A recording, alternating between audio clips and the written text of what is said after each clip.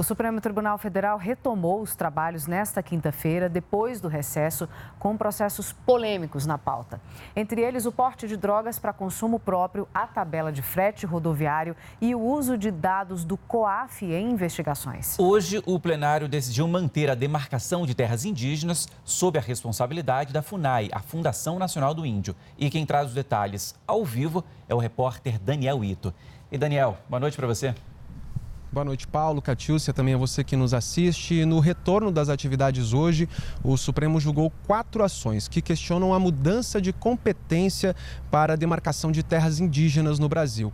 Isso porque o governo federal havia mudado essa competência da FUNAI para o Ministério da Agricultura através de uma medida provisória. Só que essa mudança já havia sido suspensa em junho através de uma decisão liminar concedida pelo ministro Luiz Roberto Barroso. E hoje os ministros trouxeram o assunto a plenário para ser discutido. Por unanimidade, os ministros decidiram manter a liminar e, portanto, a demarcação de terras indígenas no Brasil permanece com a FUNAI. Bom, e antes da sessão, logo na chegada, o ministro Celso de Mello falou com a imprensa sobre a suspensão dos processos judiciais que utilizaram dados do COAF sem autorização judicial.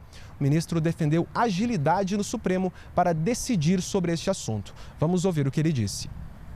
Eu acho que é preciso resolver logo esses problemas mais agudos, mais sérios, não é? Para que o tribunal, então, no desempenho da sua jurisdição constitucional, possa definir, não é, aquilo que o poder público pode ou não pode fazer em matéria de investigação penal. Isso é importante, qualquer que seja o resultado. Bom, e ainda hoje, aqui no STF, o ministro Luiz Fux concedeu uma liminar proibindo a destruição das mensagens obtidas pela Polícia Federal durante a Operação Spoofing. Essa operação que foi deflagrada na semana passada e levou à prisão de 4 hackers suspeitos de terem invadido telefones celulares de autoridades para obter mensagens trocadas no aplicativo Telegram. Após a operação, o ministro da Justiça e Segurança Pública, Sérgio Moro, havia dito que o conteúdo apreendido pela Polícia Federal seria destruído. A decisão de hoje do ministro Fux, além de impedir a destruição dessas mensagens, pede que a Polícia Federal remeta a ele todo o conteúdo da investigação e das provas obtidas pela PF durante a Operação Spoofing. Além disso, ele pediu que o ministro Moro preste esclarecimentos sobre o assunto num prazo de 5 dias. Paulo, Catiúcia, voltamos com vocês. Obrigada, Daniel.